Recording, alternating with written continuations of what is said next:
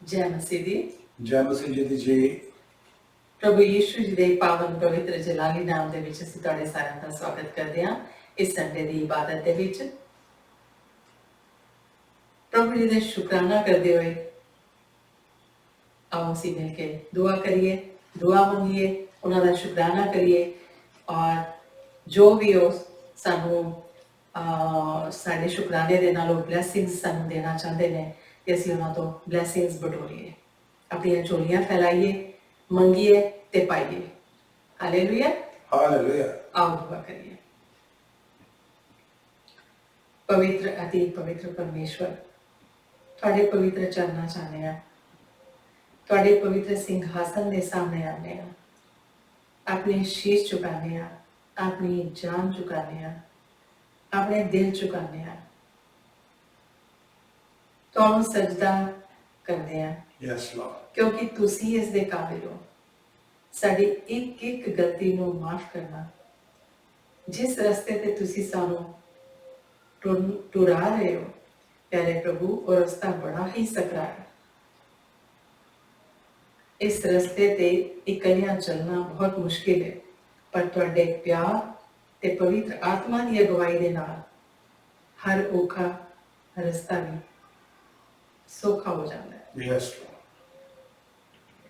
ਪਿਆਰੇ ਪ੍ਰਭੂ ਜੀ, ਪਵਿੱਤਰ ਵਚਨ ਪੜ੍ਹਨ 'ਚ ਸਾਡੀ ਮਦਦ ਕਰਨਾ ਤਾਂ ਕਿ ਪੜ੍ਹ ਕੇ ਉਹਨਾਂ ਤੇ ਅਸੀਂ ਅਮਲ ਵੀ ਕਰ ਸਕੀਏ। ਸਿਰਫ ਪੜ੍ਹਨ ਵਾਲੇ ਤੇ ਸੁਣਨ ਵਾਲੇ ਨਾ ਹੋਈਏ, ਬਲਕਿ ਉਸ ਤੇ ਚੱਲਣ ਵਾਲੇ ਬੱਚੇ ਬਣੀਏ। ਜੀ ਪ੍ਰਸਤੀ ਸ਼ੂਸ਼ੀਏ ਸਾਡੀ ਅਗਵਾਈ ਕਰਨਾ, ਜੋ ਅਸੀਂ ਭਜਨ ਬੰਦਗੀ ਕਰਨੀ ਹੈ ਸਾਡੀ ਅਗਵਾਈ ਕਰਨਾ, ਔਰ ਇਸ ਸਭਾ ਦੀ ਸਾਰੀ ਕਾਰਵਾਈ ਨੂੰ ਵੀ ਤੁਹਾਡੇ ਹੱਥਾਂ 'ਚ ਦਿੰਦੇ ਹਾਂ।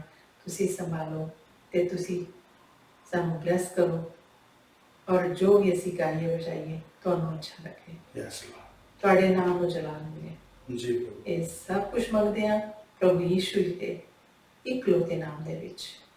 ਆਮੀਨ, ਆਮੀਨ। ਆਓ ਮਿਲ ਕੇ ਭਜਨ ਗਾਉਂਦੇ ਹਾਂ। ਪਾਕ ਖੁਦਾ ਮੈਨੂੰ ਪਾਕ ਬਣਾ, ਦਰ ਤੇਰੇ ਤੇ ਮੇਰੀ ਦੁਆ। ਜਿਸ ਤਰ੍ਹਾਂ ਪ੍ਰਭੂ ਜੀ ਦੇ ਬਚਨ ਜਦੋਂ ਅਸੀਂ ਪੜ੍ਹਦੇ ਹਾਂ ਤਾਂ ਸਾਨੂੰ ਪਤਾ ਲੱਗਦਾ ਹੈ ਪ੍ਰਭੂ ਜੀ ਨੇ ਸਾਨੂੰ ਇਹ ਤਾਕੀਦ ਕੀਤੀ ਹੈ, ਸਾਨੂੰ ਹੁਕਮ ਕੀਤਾ, be holy as I am holy. ਤੁਸੀਂ ਵੀ ਪਵਿੱਤਰ ਬਣੋ ਕਿਉਂਕਿ ਮੈਂ ਪਵਿੱਤਰ ਹਾਂ।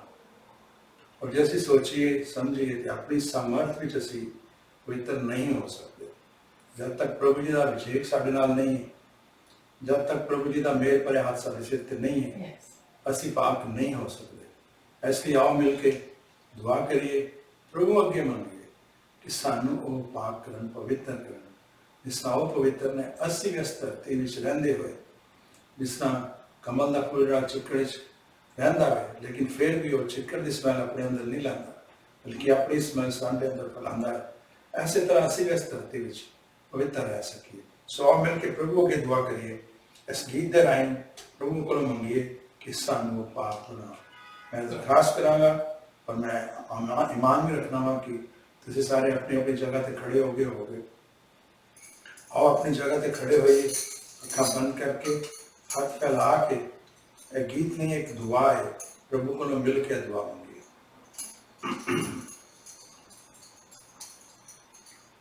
ਪਾਕ ਖੁਦਾ ਮੈਨੂੰ ਪਾਕ ਬਣਾ, ਪਾਕ ਖੁਦਾ ਮੈਨੂੰ ਪਾਕ ਬਣਾ, ਦਰ ਤੇਰੇ ਤੇ ਮੇਰੀ ਦੁਆ, ਦਰ ਤੇਰੇ ਤੇ ਮੇਰੀ ਦੁਆ।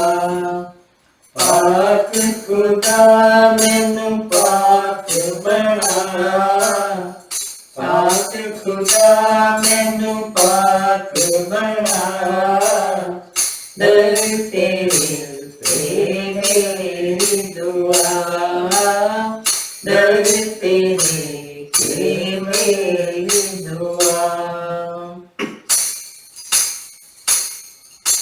रूह जिस्म ਨੂੰ ਮੈਂ ਲੈ ਕੇ ਆਇਆ, रूह जिस्म ਨੂੰ ਮੈਂ ਲੈ ਕੇ ਆਇਆ, कर दे पवित्र मेरे खुदाया, मेरे खुदाया, कर तेरे विचरावा सदा, कर तेरे विचरावा सदा, दर तेरे पे मेरी दुआ, दर तेरे पे मेरी दुआ।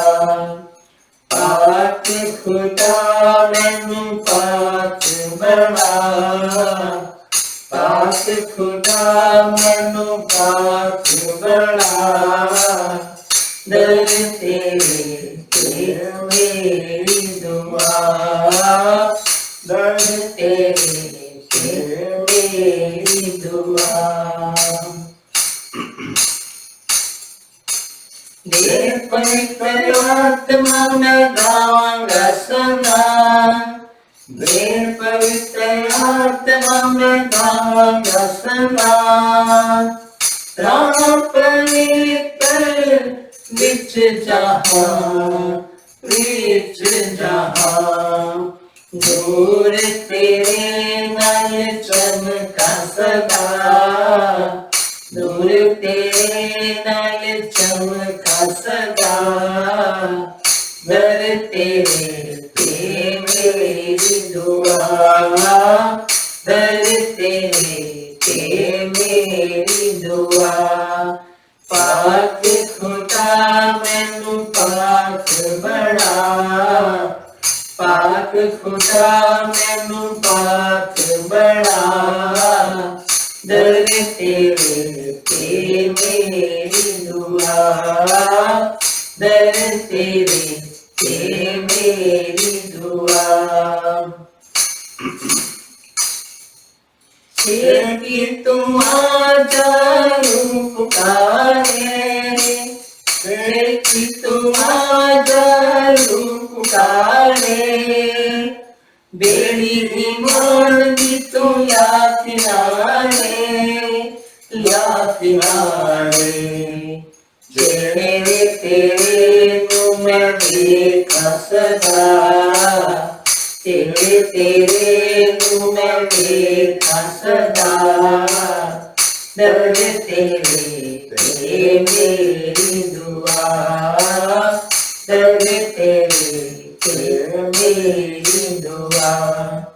पाक खुदा मैनू पाक बना, पाक खुदा मैनू पाक बना, दर तेरे पे मेरी दुआ, दर तेरे पे मेरी दुआ। Hallelujah, hallelujah, hallelujah, hallelujah. प्रतिष्ठा है पाठ ठीक खत्म होगा तुम किसी पास्टर के पास बेटा सुनाओ। प्रभु जी के पावन पवित्र और सबसे अच्छे नाम में आपको बरकत मिले। आज जब हम लोग अपने जीवन की तरफ झांकते हैं, देखते हैं, तो हमें लगता है कि हमारी जिंदगी में बहुत सी मुसीबतें हैं, बहुत सी प्रॉब्लम्स हैं, बहुत सी दिक्कत है। और जब मुसीबतें प्रॉब्लम्स हमारी जिंदगी में आती हैं तो हमें लगता है कि शायद हमसे कोई गलती हुई है, हमसे कोई गुनाह हुआ, शायद परमेश्वर ने अपना साथ हमसे हटा लिया, उनका जो हमारे सर पर कृपा से भरा हाथ था वो हट गया है और उसकी जगह परमेश्वर ने हमें ब्लेसिंग देने की बजाय कर्स कर दिया है, हमें श्राप दे दिया है।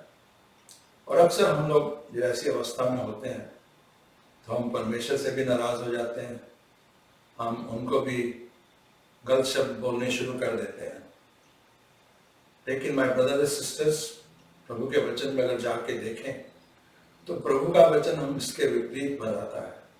प्रभु का वचन हमें ये कहता है कि मुसीबतें हमारे लिए अच्छी हैं, दिखते हमारे लिए अच्छी हैं। आपको याद होगा जब प्रभु यीशु मसीह जी इस धरती पे थे और जब वो दिन आने वाला था जिस दिन उनको क्रूस पे बलि देनी थी, तो उन्होंने अपने चेलों के साथ कुछ बातें शेयर की थी। उनको बताया था कि किस तरह का संकट उनके ऊपर आने वाला है, किस तरह की मुसीबतें उनके ऊपर आने वाली हैं। और जब उन्होंने ये बातें बताई उसके बाद उन्होंने एक बात और कही थी, आइए उस बात पे गौर करते हैं। Book of John chapter 16 verse 33, यूहन्ना अध्याय 16 आयत 33। क्या कहते हैं प्रभु जी? I have told you these things, मैंने तुम्हें ये बातें इसलिए बताई हैं, so that in me you have peace, ताकि मुझ में आपको शांति मिले। In this world you will have trouble, इस संसार में आपके ऊपर दिक्कतें, परेशानियां, मुसीबतें आएंगी, बट टेक हार्ट, लेकिन साहस रखो, धीरज रखो। I have overcome the world, मैंने इस जगत को जीत लिया है। सो मेरे भाई और बहनों, मुसीबतें हमको हमारी जिंदगी में आएंगी, प्रभु ने इस बात का हमें ऑलरेडी ताकीद कर दी थी। सिर्फ यही नहीं, प्रभु यीशु मसीह जो खुद परमेश्वर थे, वो भी जब इस धरती पे थे तो उनके ऊपर कई तरह की दिक्कतें, कई तरह की मुसीबतें आएंगी, बल्कि उन्होंने जो कुछ भी सीखा, जो भी अच्छा किया, प्रभु का वचन अगर ध्यान से देखें तो मुसीबतें उनकी जिंदगी में बरकत लेके आए। आइए देखते हैं प्रभु के वचन में लिखा है, book of Hebrew chapter 5 verse 8, इब्रानियों अध्याय 5 और आयत 8। सन दो ही वाज, हालांकि वो यद्यपि कि वो पुत्र था, he learned obedience from what he suffered. Hallelujah. उन्होंने आज्ञा का पालन करना कैसे सीखा? यातनाएं झेलते हुए। So my brothers and sisters, ये जो यातनाएं, ये दिक्कतें, परेशानियां आती हैं, ये हमें परमेश्वर के समीप लेके जाती हैं, और जब हम परमेश्वर के समीप जाते हैं तो हमारी जिंदगी में बरकत आती है। तो आज जो प्रभु हमको अपने वचन के द्वारा भेद देने जा रहे हैं, शायद इसका वचन का संदेश का टाइटल सुन के आपको बड़ा अजीब सा लगे, लेकिन प्रभु का वचन आज हमें ये मैसेज देने जा रहा है। क्या मैसेज देने जा रहा है? Adversity is a bridge to blessings. Adversity is a bridge to blessing. मुसीबतें आशीर्वाद की तरफ जाता एक पुल है, यानी कि जब तक हम मुसीबतों से नहीं निकलेंगे, हम उस बरकत की तरफ नहीं पहुंच पाएंगे, उस बरकत को नहीं ले पाएंगे जो प्रभु ने हमारे लिए प्लान किया। तो आज प्रभु जी हमारे साथ अपने वचन से एक कहानी लेके आए हैं। इस कहानी को हम पढ़ेंगे और फिर उसके ऊपर मनन करेंगे और देखेंगे कैसे वाकई ये बात सच है कि adversity is a bridge to blessings. यह कहानी उस समय की है जब इजराइल की कौम के ऊपर जो लीडरशिप थी वो राजाओं के हाथ में नहीं थी। जो प्रॉफिट थे, नबी थे, या जो दूसरे थे लोग, वो इजराइल की कौम के हेड हुआ करते थे। लेकिन इजराइल की कौम को ये लगा कि जैसे हमारे आसपास के जो देश हैं, जो लोग हैं, उनकी लीडरशिप राजाओं के हाथ में, तो हमको भी एक राजा मिलना चाहिए। जब उन्होंने ये रिक्वेस्ट की परमेश्वर से, तो परमेश्वर ने उनकी बात मानी और उस समय ये घटना हुई। आइए इस घटना को देखते हैं। इसका जिक्र आता है 1 शमूएल चैप्टर 9 में, शमूएल की किताब अध्याय 9 में। हुआ क्या कि कीश नाम का एक इंसान था जो बेंजामिन के घराने का था, बेंजमाइट था। उसका एक बेटा था, उसका जिक्र आता है। तो उस 1 शमूएल चैप्टर 9 वर्स 2 से शुरू करते हैं। कीश का एक पुत्र शाऊल नाम का था। शाऊल एक सुंदर युवक था, वहां शाऊल से अधिक सुंदर कोई ना था। And he was a head taller than anybody else. वो इतना ऊंचा था कि उसके जितना ऊंचा कोई नहीं था। सुंदर भी था और हाइट भी उसकी अच्छी थी। ऐसा लगता है प्रभु का वचन पढ़ के कि जो कीश था उसका बिजनेस था डंकीज का बिजनेस, गधों का बिजनेस।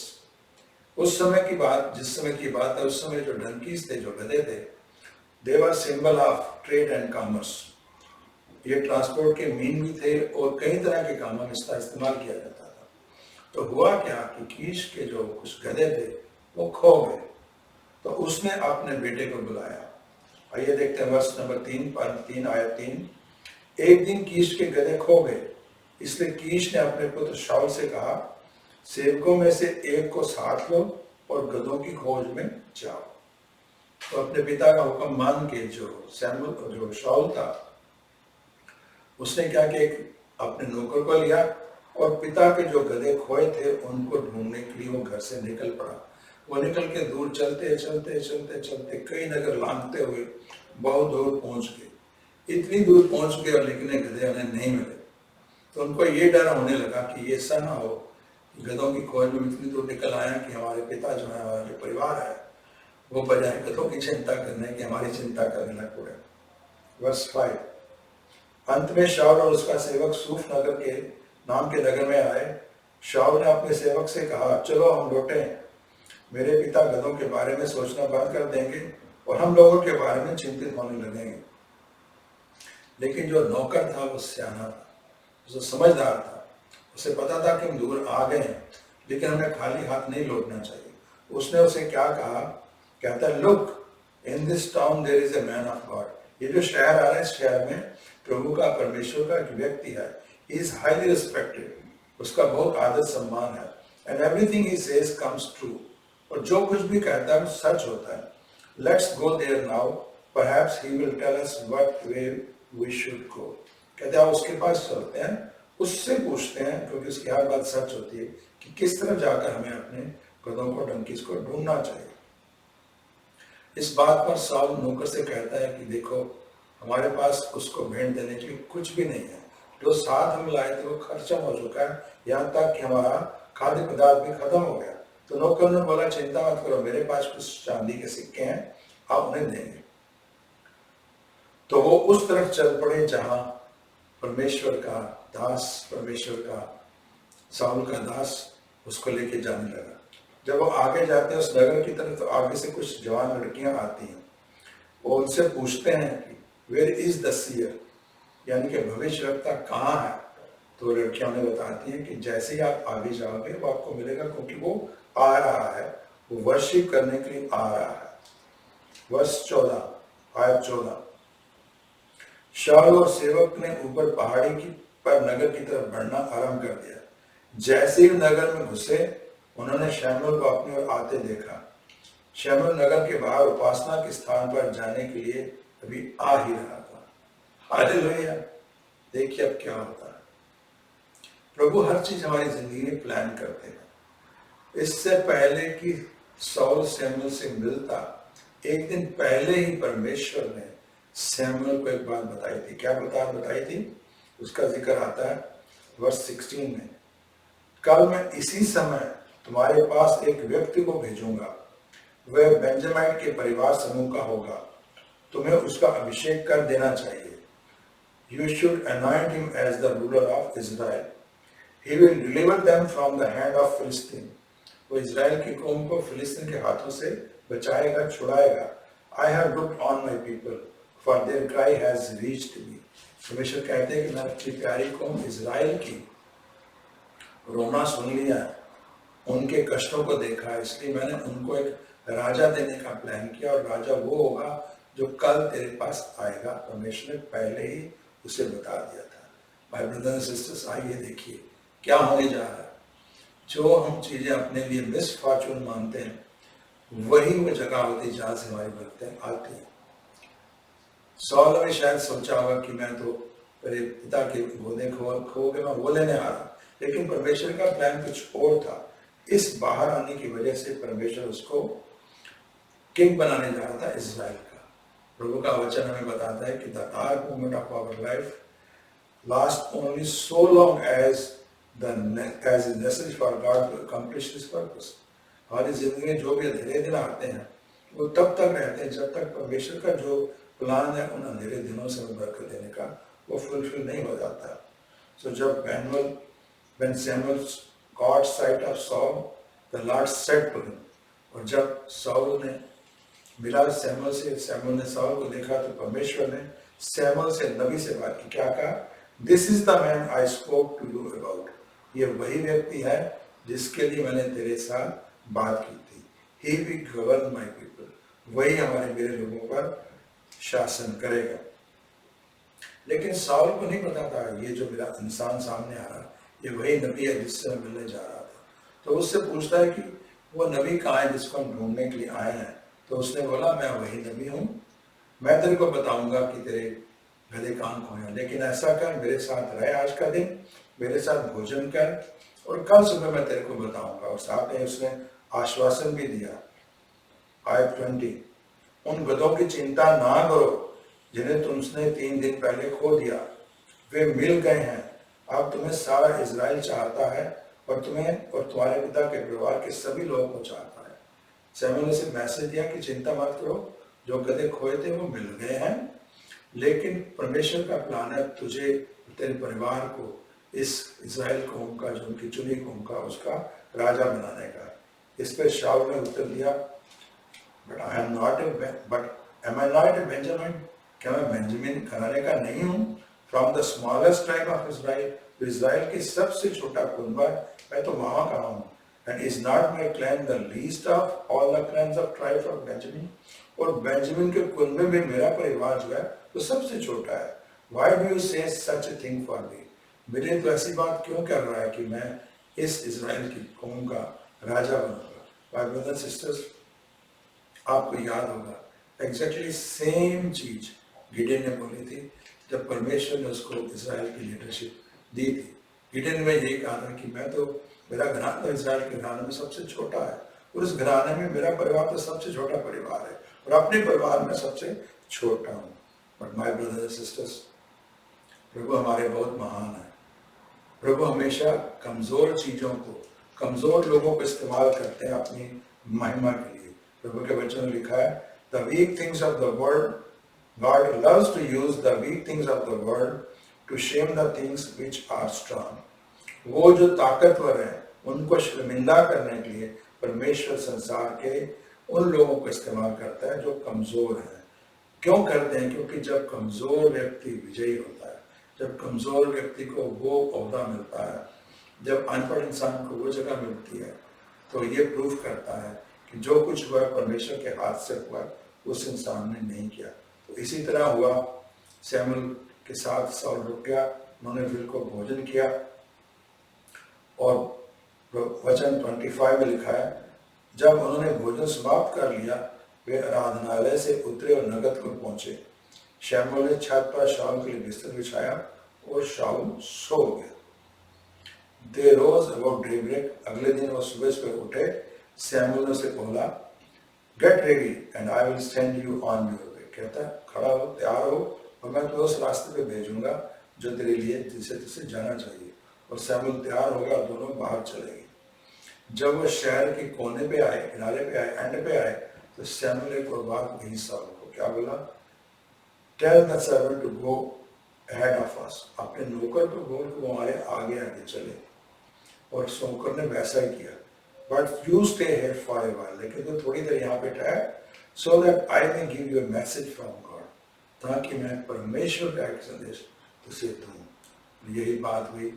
आगे चल के हम देखें तो अगले अध्याय में वो कब शमूएल, 1 शमूएल चैप्टर 10 में जाके देखें तो वर्ष 1 में पता लगता है कि शमूएल ने ना सिर्फ उसे परमेश्वर का संदेश दिया कि तेरे को परमेश्वर ने इज़राइल की कौम का राजा चुना, बल्कि उसने एक और बात की, जो राजा का अभिषेक उसे दिया। इसका जिक्र आता है 1 शमूएल चैप्टर 10 वर्स 1 में। Then Samuel took a flask of olive oil. तब शमूएल ने विशेष तेल की कुप्पी ली and poured it on Saul's head. और उसको उसके शाऊल के सिर पर ले लिया and kissed him. उसे चूमा और क्या कहा? Has not the Lord anointed you the ruler over his inheritance? जो परमेश्वर की खास चुनी हुई कौम है, क्या परमेश्वर ने तेरे को उसके लिए नहीं चुना? और इस तरह परमेश्वर ने उसको अभिषेक दिया। और एक बात और कही शमूएल ने शाऊल से, जिसे किंग बनाएगा, क्या बोला? The spirit of the Lord will come powerfully upon you. परमेश्वर का आत्मा तेरे ऊपर तत्परता से आएगा। And you will prophesy with them. और जो ये दूसरे नबी उनके साथ तू भी भविष्यवक्ता बन के भविष्यवाणी करेगा। And you will be changed into a different person. और इस तरह तू एक अलग इंसान बन जाएगा। My brothers and sisters, जब प्रभु का अभिषेक हमारे ऊपर आता है, we become a new man, we become a new woman. उनकी ताकत जब हमारे काम, हमारी जिंदगी में काम करती है, तो हम प्रभु जैसे, प्रभु यीशु मसीह जैसे बनने शुरू हो जाते हैं। My brothers and sisters, परमेश्वर की इच्छा सबके लिए, आपके लिए भी है, मेरे लिए भी है, कि परमेश्वर का अभिषेक हमारे ऊपर आए, परमेश्वर का आत्मा का अभिषेक हमारे ऊपर आए और हम भी उनके वो बड़े काम कर सकें जो परमेश्वर ने हमारे लिए प्लान किए हैं। आगे प्रभु के वचन में जाकर इस बात की गवाही मिलती है जो सैमुएल ने भविष्यवाणी की थी, वैसा ही हुआ। आयत 10 में, When he and his servant arrived in Gibeath, जब शाऊल जिसे राजा का अभिषेक दिया गया वो और उसका नौकर गिबेत नगर में आए, a procession of prophets met him, वहां पर नबियों का एक समूह उनसे मिला। Spirit of God came powerfully upon him, और इस तरह प्रभु की आत्मा उस समय उसके ऊपर तीव्रता से आई, and he joined in their prophesying, वो भी शाऊल भी नबियों के साथ भविष्यवाणी करने लगा। Hallelujah, hallelujah. आज प्रभु ने अपना संदेश देने के लिए हमें ये कहानी दी है। आइए इस कहानी पर थोड़ा मनन करते हैं, देखते हैं कि कैसे जो हमारी मुसीबतें हैं वो एक ऐसा ब्रिज है जिसकी तरफ अगर हम पास करके जाएंगे तो दूसरी तरफ हमारे लिए बरकतें निकलेंगे। माय ब्रदर्स सिस्टर्स, अगर आप देखें साउल की जिंदगी इस कहानी के जरिए, तो साउल की जिंदगी में लीडरशिप कैसे आई? Through a business problem. Business problem क्या हुई कि उसके पिता के गधे खो गए, गधों को ढूंढने के लिए वो अपना नगर छोड़ के नगर के बाहर आया। परमेश्वर का ये प्लान था, परमेश्वर ने ऑलरेडी उसकी जिंदगी में जो बरकत देने जा रहे थे उसका एक एक स्टेप उन्होंने प्लान किया हुआ था। माय ब्रदर्स सिस्टर्स, ये जरूरी था कि शाऊल अपने घर को छोड़कर उस तरफ जाए जिस तरफ परमेश्वर के नबी को ऑलरेडी परमेश्वर ने हुक्म किया था कि इसे तुम्हें राजा का अभिषेक देना होता है। तो इस वजह से हम कह सकते हैं कि वो जो गधे खोए थे वो भी परमेश्वर ने प्लान किए थे ताकि ये घर से बाहर निकले। और उसके बाद जब गधे खोते खोते शाऊल की हिम्मत जवाब देने लगी, वो घर वापस जाने का सोचने लगा, तो सर्वेंट के मन में किसने डाला कि हम अगले नगर में जाएं ताकि वह नबी से पूछ सके? वो भी परमेश्वर ने प्लान किया था कि जब ये हतोत्साहित हो जाए तो ये परमेश्वर के उस सेवक की तरफ जाए जिसकी तरफ से जिसके जरिए मैंने इसको अभिषेक देना है।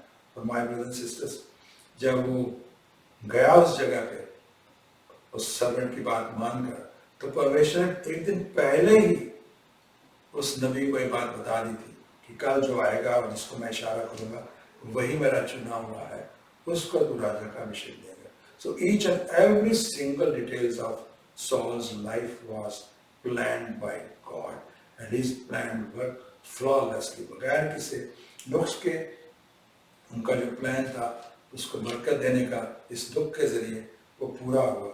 My brothers and sisters, this is what God wants for your life and for my life. परमेश्वर इसी तरह हमारी जिंदगी की एक एक डिटेल को कंट्रोल करते हैं।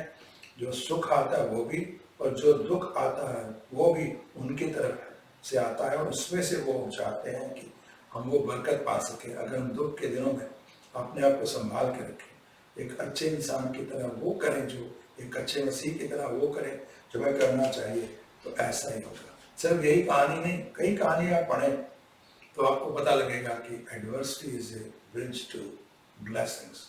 अगर अपोस्टल पॉल की जिंदगी में देखें, संत पौलुस की जिंदगी में देखें, तो संत पौलुस तो जो मसीह थे उनको सताता था, लेकिन जिस दिन प्रभु ने उसको घर से बाहर बुलाया, दमस्कस जा रहा था घोड़े पे बैठ के दमस्कस के मसीहों को तसीहत देने के लिए, लेकिन उस समय प्रभु की रोशनी आई, वो घोड़े से गिर गया और अंधा हो गया, उसकी आंखों की रोशनी चली गई। लेकिन परमेश्वर ने पहले से प्लान किया था। तीसरे दिन प्रभु का सेवक आया, उसने उसके लिए प्रार्थना की और वो चंगा हो गया, उसको आंखों की रोशनी मिल गई। मैं कहूँगा वहाँ से उसकी दुनियावी आंखें खुली, उसकी स्पिरिचुअल आइज खुल गई, उसको प्रभु की सच्चाई पता लगी, और प्रभु का इतना बड़ा सेवक बना कि हमारा जो न्यू टेस्टामेंट है उसकी मेजॉरिटी पोर्शन उसने लिखे। इसी तरह अगर हम अय्यूब की कहानी देखें, जाब की कहानी देखें, तो जाब भी परमेश्वर का प्यारा बच्चा था, सारी बरकतें उसके पास थी, उसके पास धन दौलत था, सारी समृद्धि थी, बच्चे थे, बेटियां थे, बेटे थे। लेकिन जब परमेश्वर के पास आके शैतान ने ललकारा परमेश्वर को कि आप इस बच्चे को इतना प्यार करते हैं, इसी वजह से तो वो आपके पीछे चलता है, मुझे थोड़ा सा हाथ दो ताकि मैं इसको कष्ट दूं, फिर देखिए कैसे आपको छोड़ता है। और जब परमेश्वर से परमिशन ली तो उसने एक ही दिन में पहले उसके बच्चों को मार दिया, उसका धन दौलत खत्म कर दिया, और फिर बाद में परमेश्वर से परमिशन लेके शैतान ने उसके शरीर पे इतने रोग कर दिए, इतने फोड़े कर दिए कि वो कष्ट से चिल्लाने लगा। मैं ब्रदर सिस्टर्स ध्यान से इस कहानी को देखें। कष्ट हमारी जिंदगी में कौन लाता है? शैतान। लेकिन परमेश्वर कौन देता है? परमेश्वर। पहले परमेश्वर ने परमिशन दी थी सिर्फ और सिर्फ उसके बच्चों और उसकी समृद्धि को खत्म करने की, उसके शरीर को टच करने की परमिशन नहीं देती। जब परमेश्वर ने उसके शरीर को टच करने की परमिशन दी तभी उसके शरीर में ये problem I. Same way my brothers and sisters, हमारी जिंदगी में जो भी कष्ट आते हैं, जो भी मुसीबतें आती हैं, वो परमेश्वर की परमिशन से आते हैं, और परमेश्वर का मकसद हमारे लिए अच्छा होता है, पर्पस उनका अच्छा होता है। जैसे जॉब के लिए पर्पस ये था कि इसके जरिए वो दिखाना चाहते थे कि दिस इज माय एम्बेसडर, ये मेरा बच्चा है जो कष्ट के दिनों में भी मुझे नहीं छोड़ेगा। और उसके बाद परमेश्वर ने उसको डबल बरकत दी, पहले से डबल उसको समृद्धि दी। इसी तरह माय ब्रदर सिस्टर्स, मुझे नहीं पता इस समय जो मेरे भाई बहन ये मैसेज सुन रहे हैं, प्रभु का ये संदेश सुन रहे हैं, किसकी जिंदगी में क्राइसिस आए हुए हैं, संकट आए हुए हैं, किसकी जिंदगी में सर्कमस्टांसेस गलत हुई हैं, but my brother and sister rest assured, अगर आप वैसी जिंदगी जीते रहेंगे जैसे एक अच्छे मसीह को जीनी चाहिए, यानी कि प्रार्थना में रहें, पवित्र वचन पढ़ें, जो सही है प्रभु के वचन के आधार पर वही करें, तो दीज क्राइसिस विल पास, ये संकट चले जाएंगे, ये परिस्थितियाँ ठीक हो जाएंगी। हम में से कई ऐसे मसीह हैं जो उस समय प्रभु का ये संदेश सुन रहे हैं। अगर अपनी जिंदगी देखें तो हम भी जो गैर मसीह घरों में पैदा हुए थे, कैसे हम आए प्रभु के पास? एक संकट की वजह से आए थे। अपने अंदर कंट्रोल कर देखें। किसी मेरी बहन को कोई बीमारी हुई, कोई कैंसर हो गई, जब किसी मसीह ने प्रार्थना की और चंगाई मिली तो उसने प्रभु को अपनाया। किसी के घर में पैसे की कमी हो गई, जब वो फाके कटने लगे तो किसी ने उनके प्रार्थना की, उनके घर में समृद्धि आई और वो प्रभु के पीछे चलने शुरू हो गए। माय ब्रदर्स सिस्टर्स, इसी तरह मसीह बनने के बाद भी जो हमारी जिंदगी में यातनाएं आ रही हैं, उनका मकसद भी यही है। जरा सोच के देखें, कई लोगों की जिंदगी में दुख आते हैं, वो बिटर बन जाते हैं, लेकिन हम बेटर बन गए। हम परमेश्वर से दूर थे, उस दुख की वजह से परमेश्वर के साथ जुड़ गए। कई लोगों को जो मुसीबतें हैं वो परमेश्वर से तोड़ देती हैं, पर कई लोगों को परमेश्वर के साथ जोड़ देती हैं, जो उसकी रजा में रहते हैं, जो उसकी हर हुक्म में रहते हैं, उसको ये कहते हैं कि जो परमेश्वर कर रहा है मेरे लिए ठीक है। माय ब्रदर्स एंड सिस्टर्स, अगर आप इस समय उम्मीद छोड़ने के पॉइंट पे पहुंचे हुए हैं, आपको लग रहा है कि आप जो मुसीबतें झेल रहे हैं आपसे नहीं झेली जाएंगी, तो माय ब्रदर्स एंड सिस्टर्स, आप हिम्मत ना हारें। आपके आसपास हर वो चीज, हर वो इंसान आपको डिस्करेज करे, लेकिन आप पॉजिटिव रहें और पॉजिटिव रह के वही कुछ करें जो परमेश्वर हमसे चाहते हैं। माय ब्रदर्स एंड सिस्टर्स, अगर अय्यूब की कहानी देखें तो अय्यूब की खुद उसकी जो सगी वाइफ थी, जो उसकी इकलौती वाइफ थी, उसने उसके संकट देखकर कहा था कि इस परमेश्वर के साथ तो प्यार करता है जिसने तुझे ये कष्ट दिए। और उसको उसने सलाह दी, क्या सलाह दी? कर्स गॉड एंड डाई, अपने परमेश्वर को श्रापित कर, मर जा, खत्म हो जा। लेकिन उसने कितना अच्छा जवाब दिया, कितना वो वाइज था। उसने क्या कहा?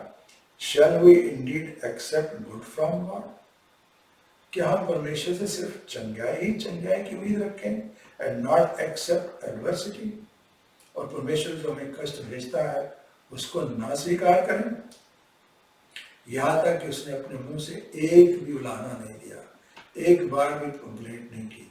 इसलिए प्रभु के वचन एक और बात लिखिए, in all this Job did not sin with his lips, इस सारे कष्ट में भी उसने अपने मुंह में एक भी गलत बात नहीं की। So my brothers and sisters, the message for us is कि हमें कष्ट के दिनों में भी पॉजिटिव रहना है, होप में रहना है, फेथ में रहना है।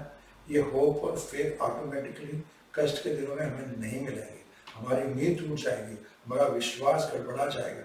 लेकिन हमें उम्मीद में रहना, विश्वास में रहना, और इसके लिए हमें अपनी विल को स्ट्रॉन्ग करना है, अपने आप को स्ट्रॉन्ग करना है। माय ब्रदर्स एंड सिस्टर्स, जब कष्ट के दिन आए तो मेरे ख्याल से सबसे बढ़िया बात जो क्या है, हम अपने आप को लाउडली बोलें, अपने आप को हिम्मत दें। जब कोई हिम्मत ना दे रहा तो अपने आप को हिम्मत दें और क्या कहें? God has a purpose in this, परमेश्वर का इसमें कोई उद्देश्य है। He will bring me through this. इस कष्ट से परमेश्वर मुझे बाहर ले आएंगे। He is my good and loving father. वो मुझसे प्यार करते हैं, मेरे अच्छे पिता हैं। And he will do a good and eternal work in my life through these trials and tribulations. My brothers and sisters, जब कोई ना आपको हिम्मत दे, अपने आप को हिम्मत दे, ऐसी अपने साथ बातें कर रहे। आखिर में प्रभु एक प्राकृतिक एग्जाम्पल हमारे सामने लेके आए, एक नेचर से एग्जाम्पल लेके आए जो इस बात की गहराई को बताएगा। साउथ अफ्रीका में उन जगहों पे जहाँ पे शुष्क जलवायु हो जाती है, जहाँ पे क्लाइमेट ड्राई हो जाता है, वहाँ पे साइंटिस्ट ने देखा कि ज़्यादातर पेड़ जो है वो सड़ जाते हैं, ख़त्म हो जाते हैं, लेकिन कुछ पेड़ थे वो हरे भरे रहते हैं। तो जब साइंटिस्ट ने उसका आकलन किया, उसका रिसर्च किया, तो उन्हें पता लगा कि ये पेड़ ऐसे हैं कि जब पानी खत्म होने लगता है तो अपनी जड़ों को और नीचे ले जाते हैं, यानी अपनी जड़ें लंबी कर लेते हैं, गहरी कर लेते हैं। मान लीजिए पहले 5 फीट पे पानी था और सूखा पड़ गया तो पानी का तल जो है 10 फीट पे चला गया, तो अपनी जड़ें वो 10 फीट तक कर लेते हैं और इस तरह 10 फीट से वो पानी निकाल के अपने आप को हरा भरा रखते हैं। इसी तरह माय ब्रदर्स एंड सिस्टर्स, जब दुख आए, तकलीफ आए, तो अपनी जो स्पिरिचुअल जड़ें हैं उन्हें हम मजबूत करें और गहरा करें, प्रभु के साथ जुड़ के, प्रभु का वचन पढ़ के, प्रभु के पीछे चल के, प्रार्थना करके, और वो जो हमारे लिए समय आया है वो हमको बरकत दे के जाएगा, हमको बिटर नहीं बनाएगा, हमको बेटर बनाएगा। क्योंकि प्रभु का वचन इस बात की गवाही देता है, वी विल बियर फ्रूट, हमारे ऊपर फल लगेंगे इस उजाड़ जगह में, जिस उजाड़ जगह में हम लोग दुख के दिनों में होते हैं। बुक ऑफ जेम्स चैप्टर 1, याकूब की इंजील अध्याय 1 आयत 2 से पढ़ते हैं। हे मेरे भाइयों, जब कभी तुम तरह तरह की परीक्षाओं में पड़ो तो उसे बड़े आनंद की बात समझो, क्योंकि तुम यह जानते हो कि तुम्हारा विश्वास जब परीक्षा में सफल होता है तो उससे धैर्यपूर्ण सहन शक्ति उत्पन्न होती है, और यह धैर्यपूर्ण सहन शक्ति एक ऐसी पूर्णता का जन्म देती है जिससे तुम ऐसे सिद्ध बन जाते हो जिसमें कोई कमी नहीं रह जाती। This perseverance finish its work and you become mature and complete। और आगे वर्स 12 में लिखा है, Blessed is the one who perseveres under trials। वह व्यक्ति धन है जो परीक्षा में अटल रहता है, क्योंकि परीक्षा में खरा उतरने के बाद वह जीवन के उस मुकुट को धारण करेगा जिसे परमेश्वर ने अपने प्रेम करने वालों को देने का वचन दिया है। My brothers and sisters, God has the power to limit our trials and tribulations। परमेश्वर के हाथ में है कितनी तकलीफ हमारे पास आए, कितने कष्ट मुसीबतें हमारे पास आए, और परमेश्वर का वचन हमें ये भी सिखाता है कि वो इतने कष्ट नहीं भेजेंगे कि हम जिसको सह नहीं सकते। My brothers and sisters, लेकिन परमेश्वर के इन जरिए आने वाले परमेश्वर आने वाली मुसीबतें उनको परमेश्वर में और डीप लेके जाएंगे, हम उनकी और रिलेशनशिप में डीप जाएंगे, हम उनके बारे में और जान सकेंगे, और हर चीज़ हमारे लिए अच्छी तरह काम करेगी। माय ब्रदर्स सिस्टर्स, प्रभु के अच्छे मसीह बच्चे वो हैं जिनकी जिंदगी में दुख जरूर आया है, और दुखों में वो एक अच्छे मसीह की तरह उन्होंने उस दुखों को सफ़र किया है, उसमें से रास्ता निकाला है। माय ब्रदर्स सिस्टर्स, अगर आप जानते हैं तो आपको पता होगा हीरा कैसे बनता है। हीरा एक कोयला होता है, कोयले का टुकड़ा होता है, पर जब उसके ऊपर एक्सट्रीम प्रेशर आता है for long period of time, तो वही कोयला जो काला होता है एक हीरा बन जाता है। इसी तरह हम परमेश्वर के हीरे बन सकते हैं अगर इन कष्टों को हम उस तरह सह सकें, जो प्रेशर है उसको हम सह सकें और उनके पीछे चल रहे। माय ब्रदर्स एंड सिस्टर्स, इस दुखों के दिनों में we should grow in the Lord, we should become deeper in the Lord, and every blessings will come in our life। क्योंकि प्रभु के वचन में हमें इस बात की भी गवाही दी है, हर हालात में हमें बरकत मिलेगी। Book of Romans chapter 8 verse 28, रोमियो की इंजील अध्याय 8 और आयत 28। एंड वी नो दैट, हम जानते हैं, इन ऑल थिंग्स, हर बात में, God works for the good of those who love him, उनके लिए अच्छा करते हैं जो उन्हें प्यार करते हैं, who have been called according to his purpose, जो उनके प्रयोजन के अनुसार, उनकी योजना के अनुसार बुलाए गए हैं। भाई बहन सिस्टर, चाहे बुरा हो भला हो, लेकिन जो बच्चे प्रभु से प्यार करते हैं और जिनको प्रभु ने बुलाया अपने पास, अपना बेटा बेटी बनाया, उनकी जिंदगी में हर चीज अच्छी होगी। इसीलिए it is a good reason to praise God even when we are passing through difficult time. जब हमारी जिंदगी में कठिन समय आया, उस समय भी परमेश्वर की प्रेज करना हमारे लिए बहुत जरूरी है और हमारे लिए अच्छा है, क्योंकि हमें ये समझ आ गया प्रभु के वचन के द्वारा कि हमारी जिंदगी में जो कुछ होता है वो परमेश्वर के परमिशन के बगैर नहीं होता, पहली बात। दूसरी बात, ये जो कष्ट दुख तकलीफ है तब तक रहेंगे जब तक परमेश्वर का जो मकसद था उन कष्ट को भेजने के लिए खत्म नहीं हो जाता। जो अचीव करना चाहते थे, शायद वो हमारे अंदर काट छाट करके हमें अपना प्यारा बच्चा बनाना चाहते थे, जब तक वो नहीं हो जाता वो हमारी जिंदगी में रहेगा। क्योंकि प्रभु का वचन ये भी कहता है कि जो दरवाजा वो खोलते हैं उसे कोई बंद नहीं कर सकता, और जो दरवाजा वो बंद करता है उसे कोई खोल नहीं सकता। So my brothers and sisters, इस बात को जाने, इस बात की गहराई को समझें कि adversity is a bridge to blessings. जो मुसीबतें हैं वो बरकतों की तरफ जाने वाला एक पुल है। अगर हम इस तरह अपनी मुसीबतों को सहेंगे, उसमें से अच्छे नसीब बच्चे बन के रहेंगे, तो हम भी जॉब की तरह, अयूब की तरह वो बात कह सकेंगे जो अयूब ने कही थी। जब अयूब उन कष्टों से निकला था, जब उसने सारा कुछ देखा था, उसके मुंह से एक बात निकली थी। क्या कहा था उसने? I have heard of you bye hearing of the year. कहता है हे परमेश्वर, मैंने अपने कानों से आपके बारे में सुना था, but now my I sees you. लेकिन आज मेरी जो स्पिरिचुअल आंखें आपको देखती हैं। परमेश्वर के बारे में सुनना, जानना और परमेश्वर को अपनी आंखों से देखना अपनी जिंदगी में कष्टों के दिनों में भी एक अलग चीज है। इसीलिए जो ब्लेसिंग्स हैं हमारी जिंदगी में आती है। इसीलिए adversity is a bridge to our blessings. Hallelujah. God bless you, God bless you. जिन्हों से सवाल या खिरीचा और हमेशा की तरह प्रभु जी की प्रार्थना दे नाल अभी सभा खत्म कर दें।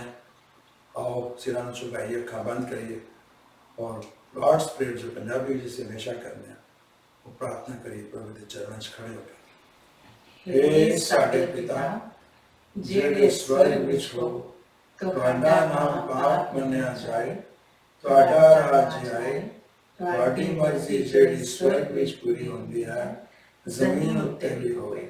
साडी रोज दी रोटी अज सानू दिओ अते साडे गुनाह माफ करो जिवें असां भी अपने गुनाहगारां नूं माफ कीता है, अते सानू परतावे विच ना लियाओ सगों बुराई तो बचाओ, क्योंकि राज शक्ति अते महिमा सदा तुहाडे ही है।